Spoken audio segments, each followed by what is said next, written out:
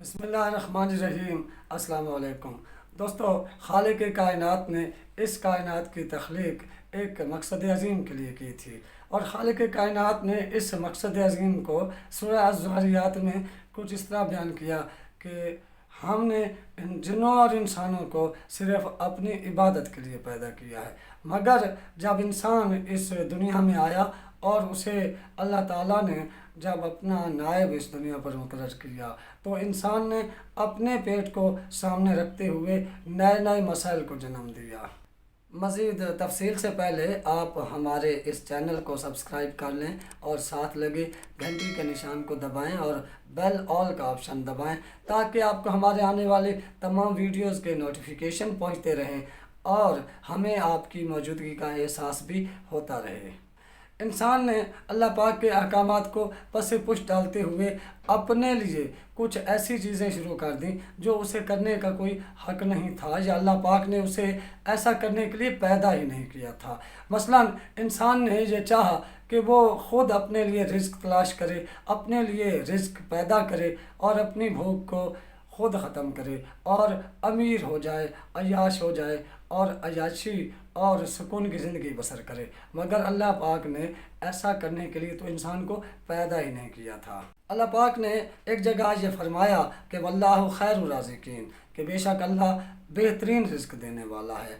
ایک اور جگہ اللہ پاک نے یہ فرمایا کہ اللہ تعالیٰ جس کی چاہے رزق میں وسعت کر دے اور جس کے رزق میں چاہے تو تنگی کر دے، یہ اس کا ہی اختیار ہے۔ تو اس سے یہ ثابت ہوتا ہے کہ اللہ تعالیٰ نے انسان کو صرف اپنی عبادت کے لیے پیدا کیا تھا۔ یہ جو تمام مسائل ہیں جن میں آج کل ہم اور ہمارا یہ معاشرہ گھرا ہوا ہے، یہ اللہ تعالیٰ کی طرف سے نہیں ہے، یہ ہمارے اپنے پیدا کردہ ہیں، کیونکہ رزق تو اللہ پاک خود دے رہے ہیں اور ان کا یہ وعدہ ہے، اور اللہ پاک سے بہتر وعدہ کون نبھا سکتا ہے۔ آج جو ہم یہ ویڈیو بنا رہے ہیں اور جس کے لیے ہم نے اتنی ایک تمہید باندھی، وہ سوشل میڈیا پر ایک وائرل ہونے والی ویڈیو ہے، جو ایک بچی کی ویڈیو ہے۔ وہ بچی اپنے بارے میں کیا بتا رہی ہے، ذرا آئیے پہلے وہ سن لیتے ہیں۔ پہلے میں چھوٹی سی ٹیم میں آتی تھی، ابھی تو میں بڑی ہو گئی ہوں نا۔ ہاں ماشاءاللہ بڑی ہو گئی۔ ابھی آج پہلے دن آئی ہوں، مجھے امی نہیں چھوڑتے، امی بولتے پڑھو اور ہاں تو کیوں آتی ہو پھر، امی نہیں چھوڑتے تو؟ بولے کیوں، میرا ابو تو فوت ہوا ہے انکل، ابو بھی تو نہیں ہے، میری امی سارے دن اتنا محنت کرتی ہے، کیا کرتے تھے؟ باجی کے گھر میں کام کرتی ہے، پھر سوکھی روٹی گھروں سے مانگ کے بیچ کے سب بچوں کو کھلاتی ہے۔ کتنے بچے؟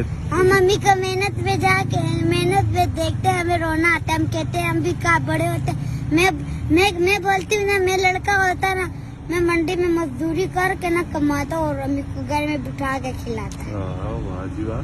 کتنے بہن بھائی ہیں؟ آپ نے یہ سنا کہ وہ بچی یہ بتا رہی ہے کہ اس کے والد فوت ہو گئے ہیں، اس کی والدہ جو ہے وہ لوگوں کے گھروں میں برتن مانجھ کر اور جھاڑو پوچھا دے کر ان کو پال رہی ہے، اور اگر وہ بیٹا ہوتی تو منڈی میں جا کر کما کر لاتی اور اپنی ماں کو کھلاتی اور اسے یہ کام نہ کرنا پڑتا۔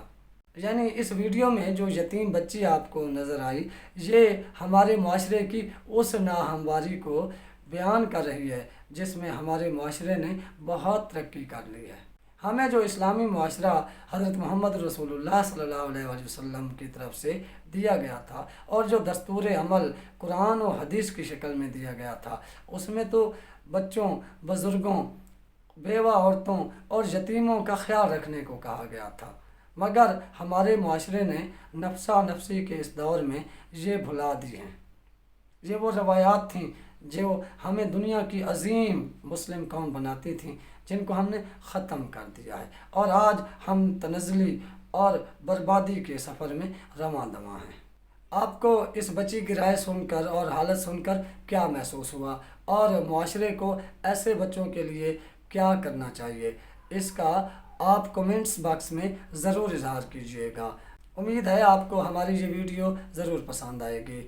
ہم علامہ محمد اقبال کے اس شعر کے ساتھ کہ گمادی ہم نے جو اسلاف سے میراث پائی تھی، آسمان نے ہمیں اٹھا کر ثریا سے زمیں پر دے مارا۔